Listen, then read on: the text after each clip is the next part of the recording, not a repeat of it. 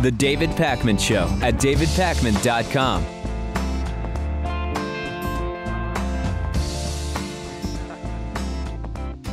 I want to talk to you today about an alternative minimum wage arrangement. Alan wrote to me saying, "Hey David, I've heard a lot about raising the minimum wage to $15 an hour from Bernie Sanders and Republicans wanting to abolish the minimum wage altogether. 50 years ago, the disparity between the highest earner in a company and the lowest earner was approximately 40-1. How about an amendment that would link the lowest earner in any given company's wage to that of the highest earner? For example, if the highest earner in a company earned $2 million a year, then the lowest full-time earner for that company may earn no less than 2% of that amount, or $40,000 per year, 1/50th of the top salary. This would make things easier for a mom and pop store to pay employees while forcing companies like Walmart and McDonald's to pay a decent wage to their employees or force their executives to take drastic pay cuts. We'd also have to ensure that this includes parent companies. So for example, Megacorp Inc. has a subsidiary called Minicorp. Well, Megacorp CEO makes $10 million a year plus $2 million in bonuses and perks.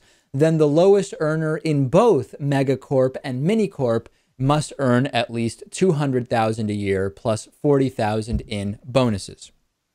He went on to say, likewise, part-time employees would be subject to the same wages based on a 40-hour work week. Thus, if you work 20 hours a week at Minicorp, you would still have to earn half of what a full-timer would earn at Minicorp based on the CEO salary at Megacorp.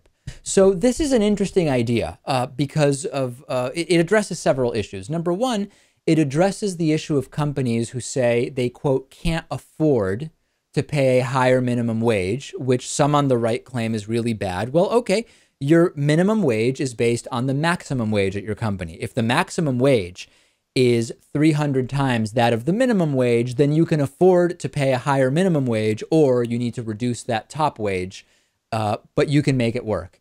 It also addresses the issue of inequality, and it develops a sort of minimum wage for each company based on the bigger financial picture at that company. But there's a bunch of problems with this. Logistically, it's really hard to define compensation. An executive could keep their salary and maybe even bonuses low, but they might have a lot of personal expenses set up as business expenses that get paid directly by the company.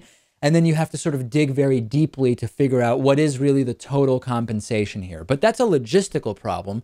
We should be able to figure that out if we say that this makes sense conceptually. But the other problem is, once you solve the logistical issues, you could still see very uneven wages from one year to the next as the top salaries and thus the ratios have to be adjusted. So you might have somebody who earns a lot of money see their salary swing by 25% from year to year.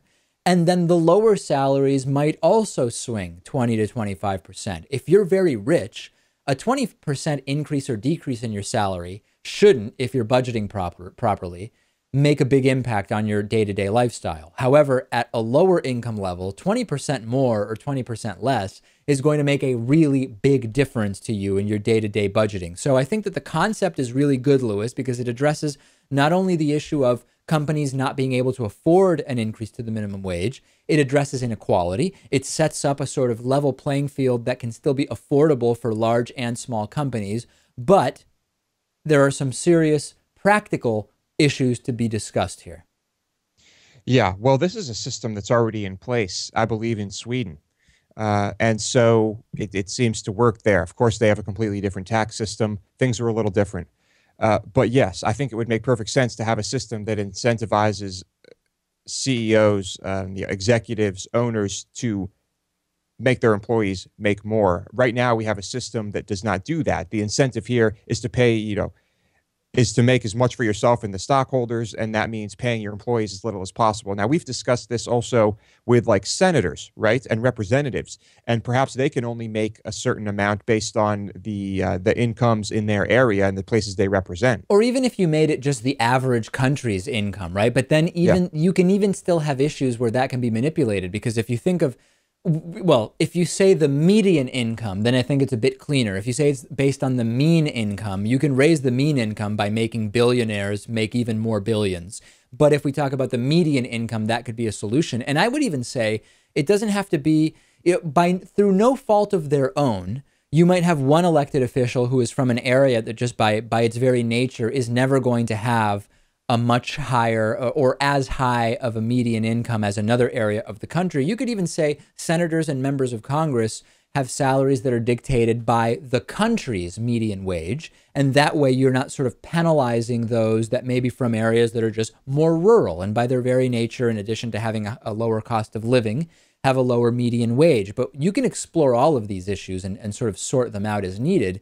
In general, a rising tide lifts all boats is not true. It actually ends up sort of capsizing some boats and making them drown altogether. But this may actually be a bit more true if we tie the minimum and maximum wages within a company to each other. Yeah, I think this is a great idea. I think it can work. Might be a little difficult to implement, but it's got potential. Send me your thoughts on this on two fronts. Number one, what are some of the other impediments to something like this that I haven't mentioned? But number two, what are the other provisions that could be added to this idea in order to make it more feasible? And then we will follow up on it. This was, again, Alan's idea. Thank you to Alan for sending this to us. We have a terrific program planned for you today. We will take a break and then continue. I'm thrilled you are with us on this Friday show. The David Pakman Show at davidpakman.com.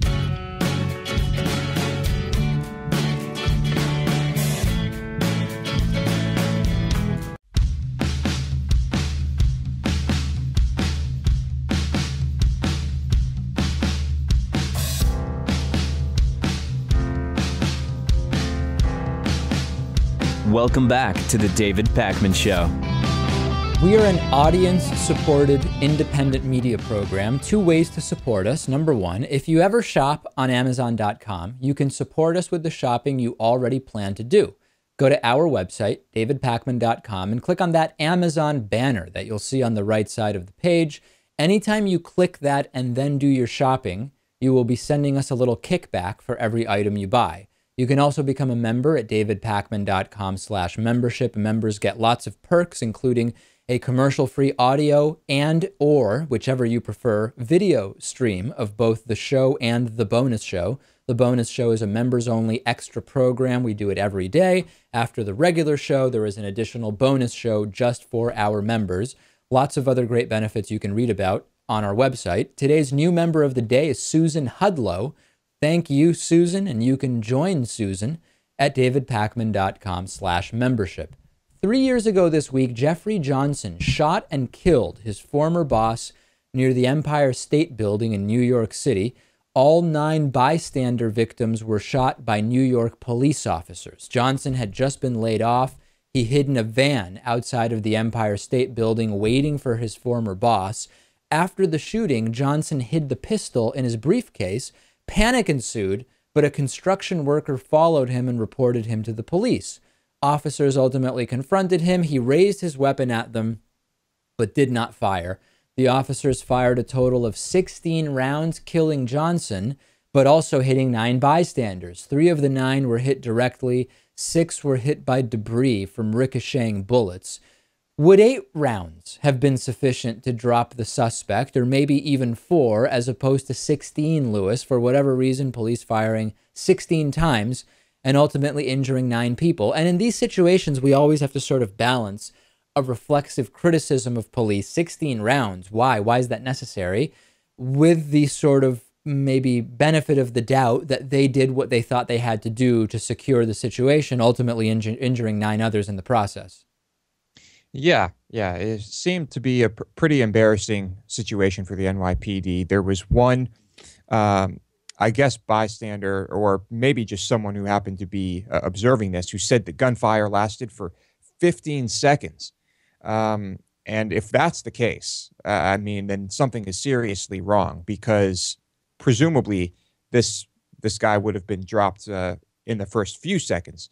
Maybe not. I don't know. But 15 seconds seems like a long time to continue firing. This story was 3 years ago, and it brought a ton of criticism against the New York Police Department. And at the time, it was sort of considered an embarrassment for the NYPD. But in thinking back to this story, given what has happened since with stop and frisk and with so many other incidents involving the NYPD, This incident actually doesn't seem as insane. There was clearly a bad guy with a gun here. There were innocent bystanders injured, but it's a far less complex case than some of the really disturbing stuff that we've dealt with regarding the NYPD in the 3 years since this incident. True, very true. It seems like what we can gather from this incident was that the NYPD perhaps needs to have stricter, I don't know, what's the term? Training when it comes to targeting and target shooting and perhaps passing tests where I don't know what the deal is. Maybe you do need to pass tests based on your accuracy. But well, I think you do initially. The question is how often are those requirements kept up and sort of continuing education going on? yes, and so I think perhaps more testing, more practice, more target shooting can only be a good thing. 2 years ago this week, we learned that the conductor of the Santiago, Spain train crash was on the phone at the time of the accident. This was a crash that occurred on July 24th, 2013. The train was going at twice the posted speed limit when it hit a curve and went off the rails. 140 people were injured, 79 people died.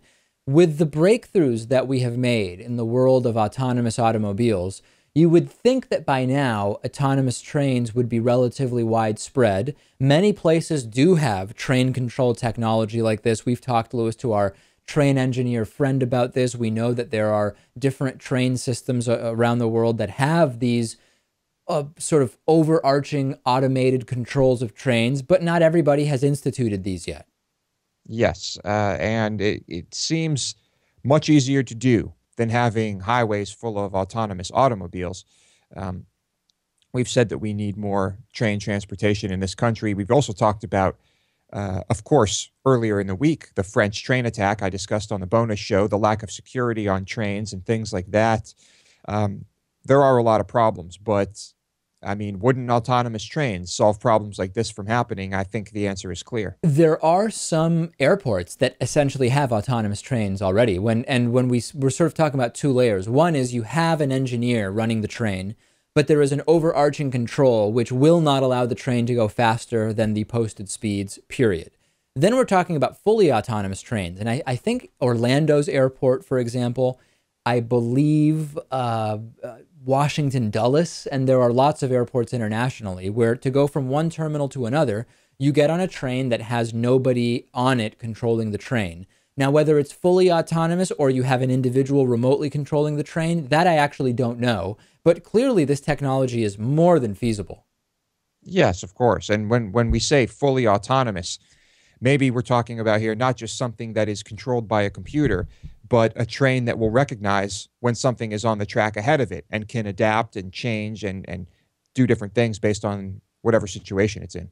1 year ago this week, the soccer player Luis Suarez from the Uruguay World Cup team got banned for biting an Italian player during a soccer game. This was not the first time that he bit an opponent.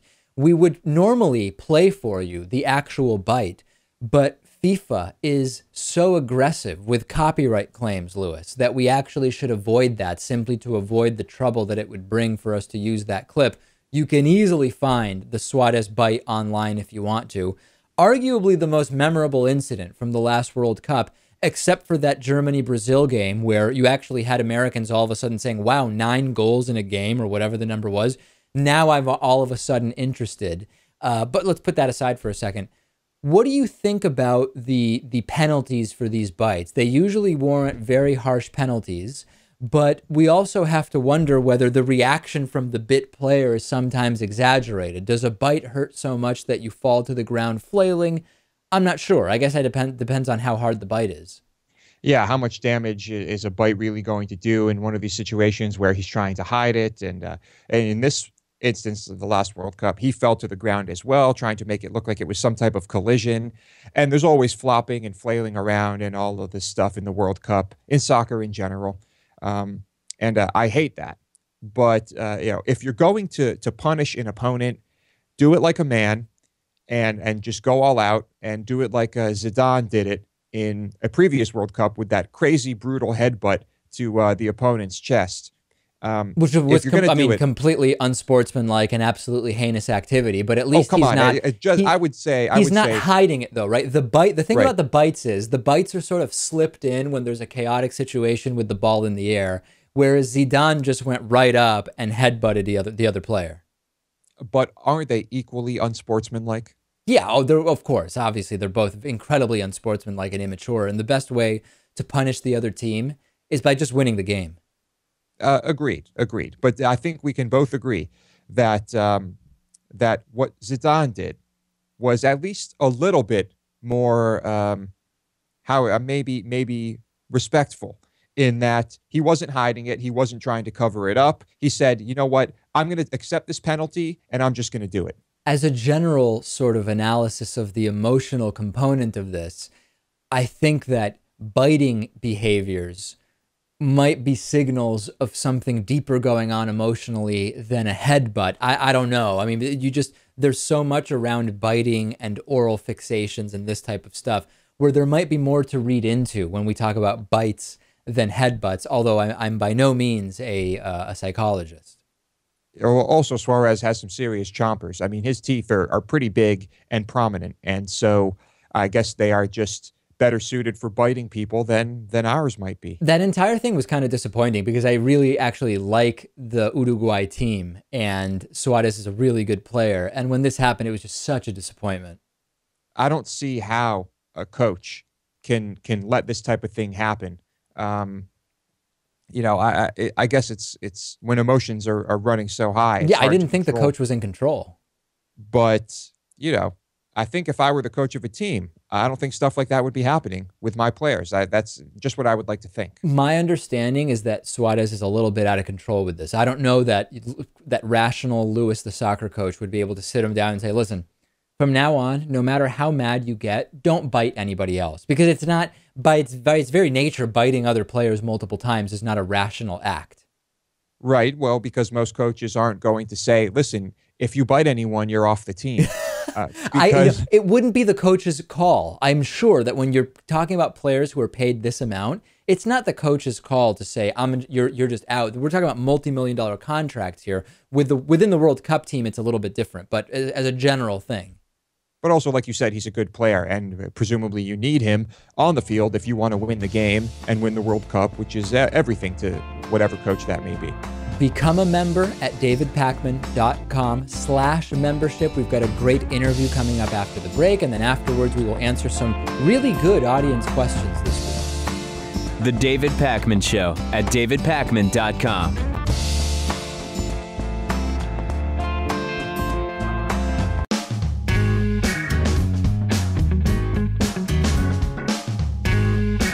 Welcome back to the David Pakman Show. Fox News is clearly going to play a big role, as big a role as they can anyway, in the 2016 Republican primary, as we saw in the recent debate, where they very clearly were going after Donald Trump with a lot of their questions. So for today's classic interview, we're going to go back. This is a favorite of mine, to June 24th of 2013, when we interviewed Joe Muto, who was known as the Fox News mole. He's this guy who was working at Fox News and came out with a bunch of stuff about what's going on behind the scenes there. He had some hilarious stories about Bill O'Reilly. In reminding ourselves of what sort of nonsense goes on at Fox News, we can better understand the desire by Fox News to influence the 2016 Republican primary, and probably the Democratic primary too, although it'll be a different sort of influence there. So for today's classic interview, love this one. June 24th, 2013, the Fox News mole. Joining us today is Joe Muto. He's the author of the book An Atheist in the Foxhole, a liberal's 8-year odyssey inside the heart of the right-wing media. He is the one we kept hearing about as the Fox News mole. Joe, great to talk to you today. Good to be here. So let's just start with, how'd you end up working at Fox News? You know what? It was my first job right out of college. I was basically a confused college senior and had no idea what I wanted to do with myself. And I started just sending out a flurry of applications, and Fox News was the one that responded. So, I was it came down to working for them or sleeping in my parents' basement for the rest of my life. So I went, I went with Fox, and I said, if I hate it, I'll, bail out after 3 months and try for something else. But much to my surprise, I found myself not hating it.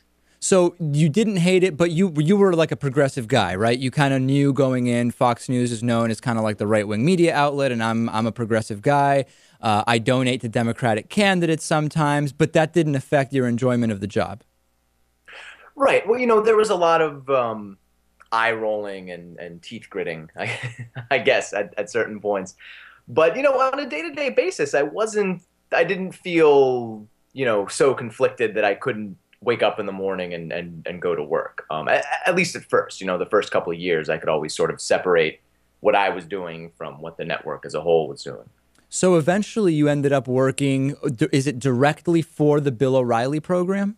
Right. I was an associate producer for the O'Reilly Factor. All right. So you start doing that, and then does that make your outlook on your employment at Fox News start to change?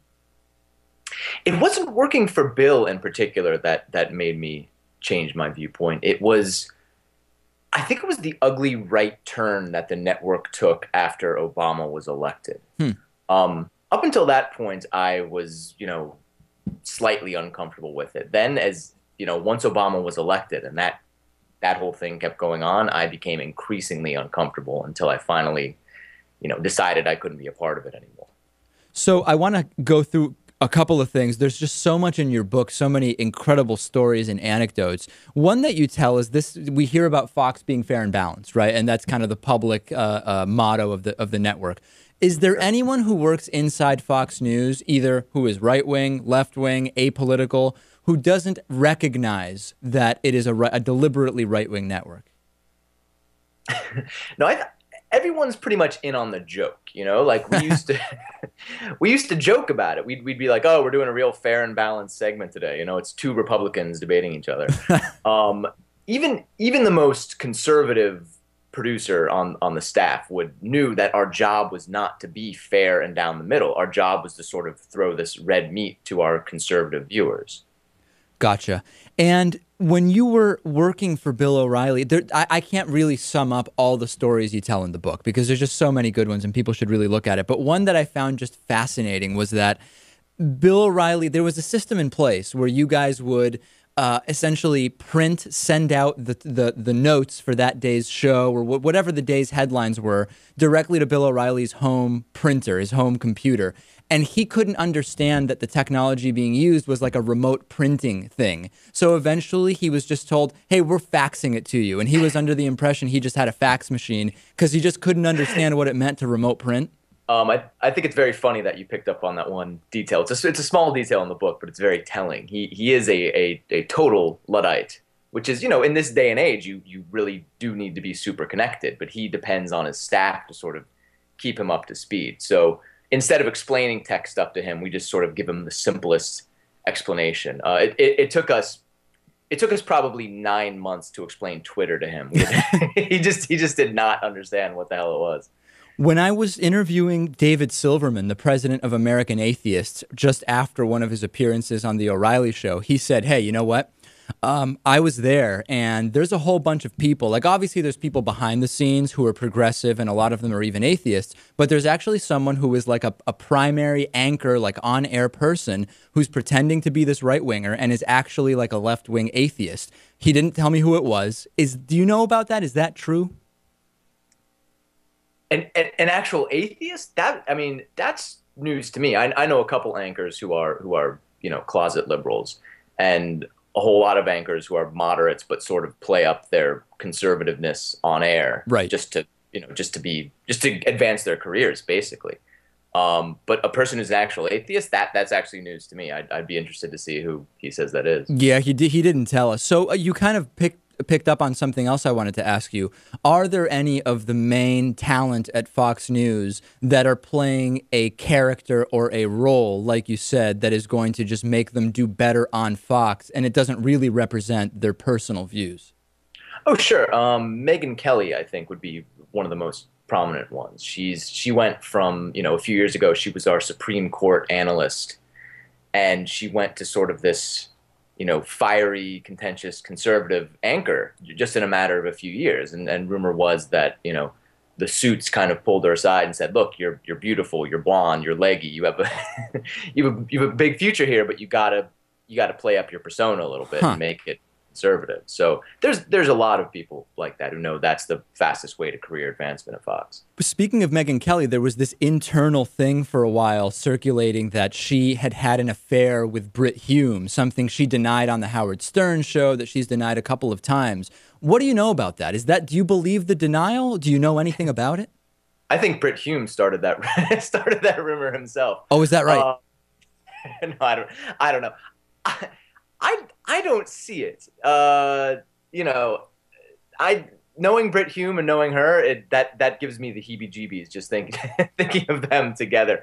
And if she wanted to advance her career, there's a lot more important people she could sleep with than Brit Hume. That being said, her career did advance pretty fast, but I would attribute that to the playing up or increasing her on-air conservatism rather than her sleeping with any executives or anchors. From the point of view of journalistic standards, right? Aside from this kind of broader right-wing bias that we've all talked about and covered in progressive media, we talk about the false balance, we talk about the using Republican talking points. So broadly speaking, we know all of that stuff. Individually, though, kind of at the nitty-gritty, on an individual story, on an individual guest, do you have anything that you would consider kind of like the most disturbing thing you experienced there in terms of journalistic standards or bias?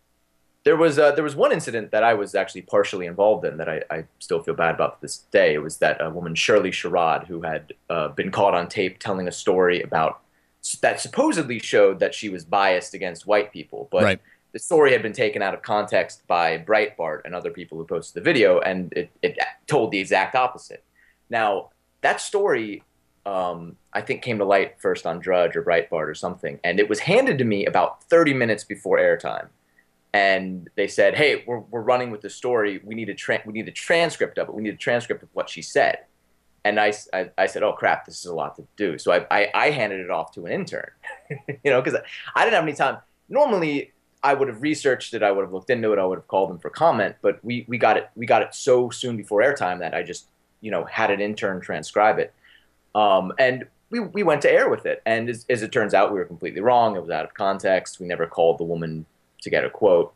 And she ended up getting, I think they asked for her resignation almost right away. And it was, it was an unfair thing. That to me was journalistic malpractice. And, Fox as a network, pounced on this quickly. I think Glenn Beck was probably the first one to go to air with it. But were there along those lines, were there ever meetings when there would be like a morning production meeting or whatever the case is, and a story is being discussed and kind of the angle that will be taken is being discussed? And it's said pretty clearly, listen, the facts actually favor the progressive side on this. And then there's like a concerted effort to say, okay, let's exclude this and let's bring in this guest. Let's frame it in this very specific way. So even though everybody knows this is really a story that makes conservatives look bad, we're going to deliberately flip it all around. Oh, yeah, that happened all the time. It was, that was never stated aloud, but that was just common practice to do that. One example I give in the book is if you remember from last year, the $16 muffin story. Yeah. With the, I think it was the Department of Justice.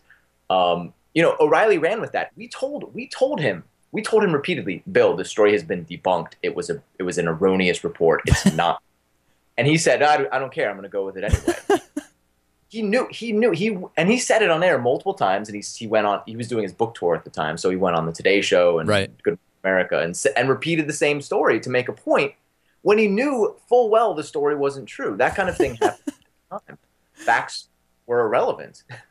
Hey, and real quick, last thing I wanted to ask you about, most intense story about Bill O'Reilly's temper. Oh, gee.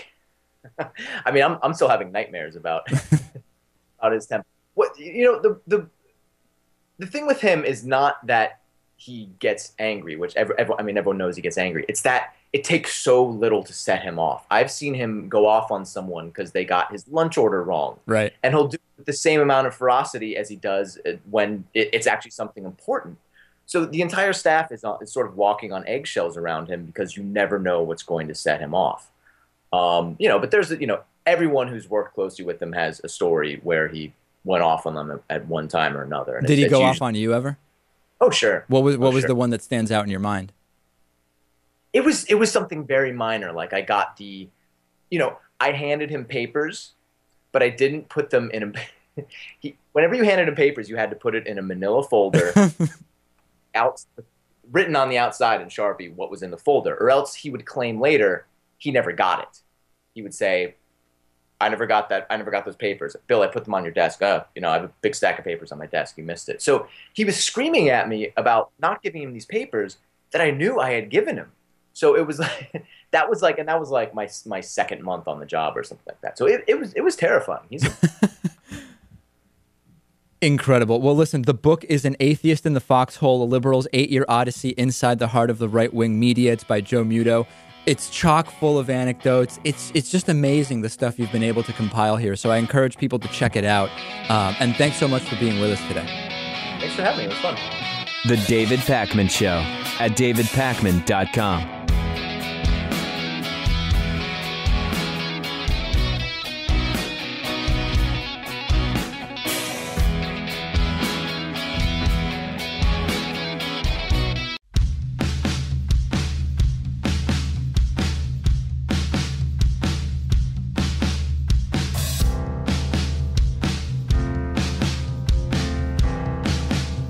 Welcome back to the David Pakman Show.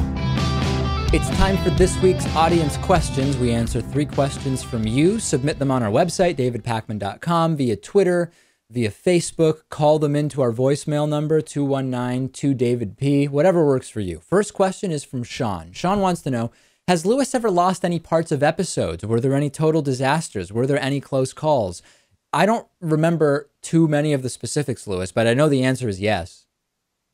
Yeah, there were some really interesting moments. Well, let's go like way back to when we first started and we were doing an actual live radio broadcast. I think I remember a time when we did like half a show where we were not actually broadcasting at all. Right. So I remembered that one as you mentioned it. If I recall correctly, when we were at Valley Free Radio, WXOJ, there was an automation system where at any time, if there was no live show or if something went wrong, you hit a button and the entire live studio goes off air and it switches to a computer which plays pre-programmed shows or music or whatever. So during the overnight hours, that runs the station.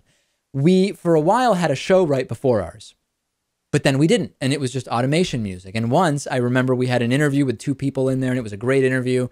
And after the interview was done, we realized we never took automation off and we were broadcasting to no one.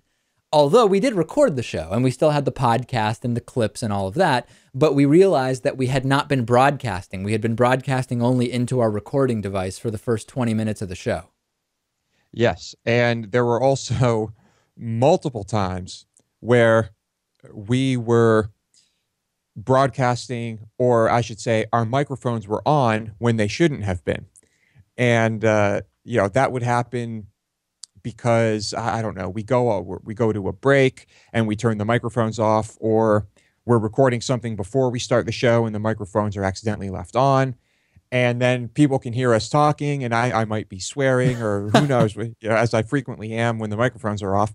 And some of this stuff is in the archives that our members get, because that archive goes all the way back to August 17th of 2005. And a lot of the stuff Lewis is referencing is in those shows in 06 and 07. And we don't have a log of it. So if you're a member and you've heard one of the incidents Lewis is referring to, please email us and let us know so we can pull it for a blooper reel or something, because I would love to be able to listen to these.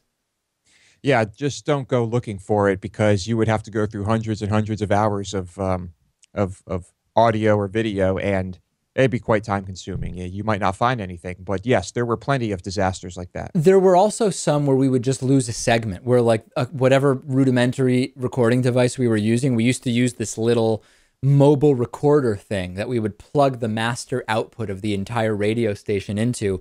And sometimes the thing would just corrupt the file while saving it, and we would lose an entire segment of the show. And we had to redo 3 news stories, for example, or something like that. Fortunately, it hasn't happened for a really long time. And I'm hoping that after the Boston move, we'll have even more sophisticated equipment where hopefully it'll be even less likely that it happens. But this is part of, we do the show a segment at a time. There's commercial breaks and stuff. So that ideally the most we would ever lose is one whole segment. The part where it's really risky is with an interview. Because if you do a whole interview and you lose that for whatever reason, if you want to recreate that, you now have to call the guest back. And that happened a couple times. There was one very specific time where when we first got to the studio, I tripped over a wire, and I looked on the ground, and I'm like, okay, well, nothing happened. I don't see anything wrong here. Right. And we had an intern manning the, I guess what might be called the switcher, the editing computer, and she was switching between Dave and whoever Dave was interviewing, and we said, is everything good? She said, yeah, everything's good to go. We did the whole interview. And while Dave could still hear the person he was interviewing, their audio was not recorded. And imagine that phone call when you have to call them back and say, listen, that whole 10, 15-minute interview we just did, well, it didn't really happen. Can we do that again, please? It's the worst. It is the worst. I think that was probably in 2009 or 2010, right? Sort of towards the beginning of the video era of the show. Perhaps, yeah. But it was, that was a total disaster. Very embarrassing. Next question today is a voicemail question. Let's take a listen to this one. Hey, David and Lewis. I got a question for the Friday show, and it's music related. How do you guys feel about Rush? I know there's a lot of debate over certain periods of their music. Personally, I think everything past Moving Pictures up to Vapor Trails is boring and bland, but I get criticized for saying that quite often, so I want to know how you guys, two musicians, feel about Rush. Okay, so listen, I really like Rush, and I know that now it's gotten sort of popular to like Rush and to say how they weren't popular back when they were originally playing, blah, blah, blah. I think Rush is pretty cool.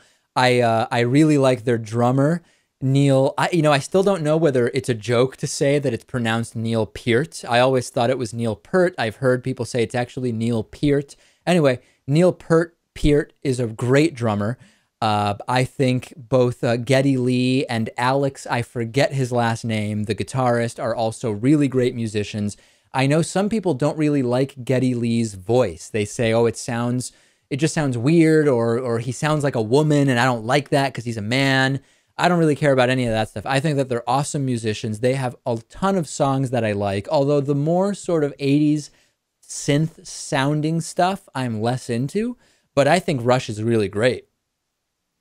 I've heard some stuff from Rush that I've liked. I really have not explored their catalog very much, so I'm not sure what I've heard that I liked, what era, what album.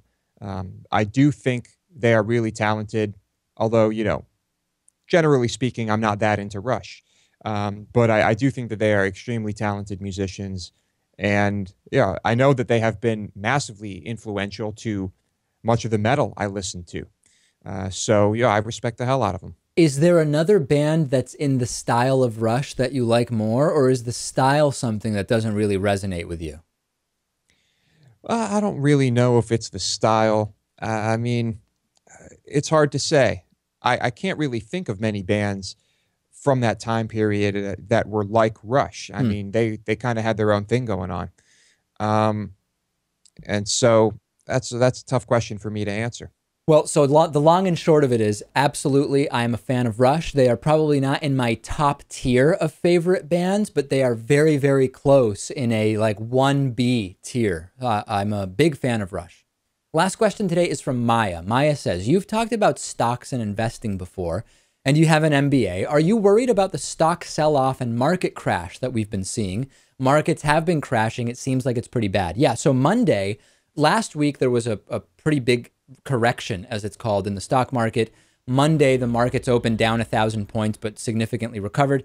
We didn't cover it because something about just covering day-to-day changes in the stock market, Lewis, doesn't feel like the best use of the limited time we have on the show. But since we got a question, I think there's a good question here to address broadly. I have advocated many times that I am against market timing, the idea of trying to buy and sell stocks at the time you think is most advantageous. And I advocate a long hold period with regular purchases at whatever the market price is on the day that you have the money available. as a general thing, the indexes, the Dow, the S&P 500, the NASDAQ, the Russell, whatever index you're looking at, does far better than most actively managed funds. So you hear about, oh, this money manager is really great, and over the last 4 years, look at the returns he's gotten. Well, let's always compare those returns to what you would have gotten just by investing in the broader market averages. And let's also adjust the returns of the whatever actively managed fund you're looking at and adjust it because you're paying a management fee, and see if you would still make more money than you would off of the index funds. And the longer period you look at, Lewis, you will see that most money managers don't do better than just throwing your money in index funds. And that, I think you agree, has always been my sort of starting point.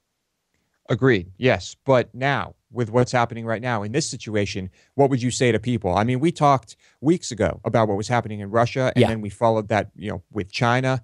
And of course, this would have an impact on us. So what would you tell people right now? I would tell people, so caveat, I am against market timing. And what I'm about to say is a form of market timing. Historically, when there is a 10% decrease in the broader markets, when you buy then, you set yourself up to make even more money long-term, because ultimately long-term, and sometimes it could be an 8 to 10 year recovery period, the stock markets always exceed where they were before the 10% correction. So I'm investigating whether I can move more money into the broader stock markets now. Now, this strategy assumes that long-term you believe that the American economy is going to survive, right? If your long-term belief is the country's going to go away, then no, don't buy more stocks when there's a 10% correction, because that's not your long-term belief. My long-term belief is that the United States is going to continue to exist, and that investing in the broader market of the country is going to be a good thing. It is a form of market timing. The other idea to remember is, if long-term you think that American companies have value, when there's a correction like this, excuse me, I just punched the mic because I'm exuberantly talking about this. If you believe that long-term, these American companies in which you can buy stock have value, when the market corrects, you're actually getting a discount off of those stocks. You're able to buy more shares at a smaller cost per stock, meaning that when the markets recover, you'll own more shares, you'll be able to earn more dividends. So long-term, Lewis, if you look at the fundamentals of the American economy, these fears over oil and China and Russia and all of this stuff, they don't fundamentally change the long-term prospects of the American economy. They don't connect to American employment, for example. So if you were believing in the economy long-term before this 10% correction, then there's really no reason to change that and to start selling stocks.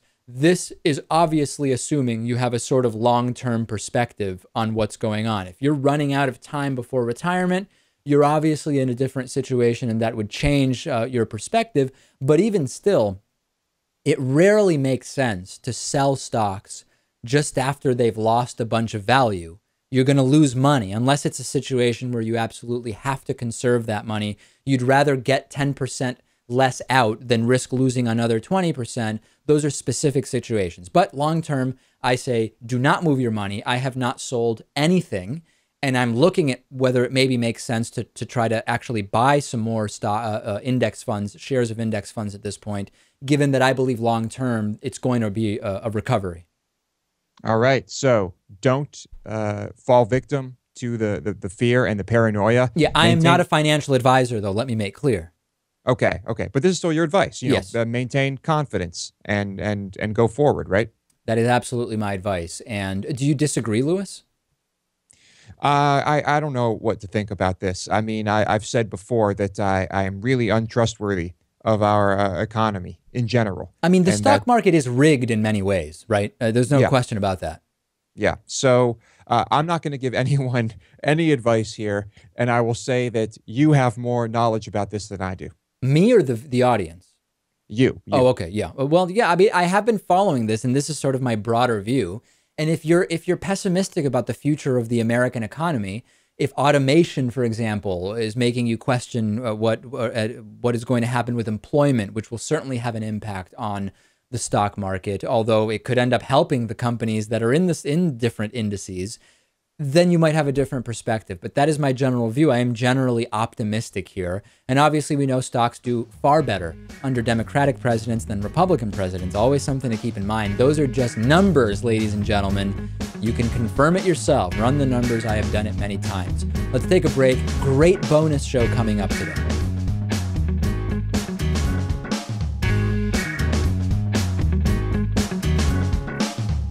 The David Pakman Show at davidpakman.com.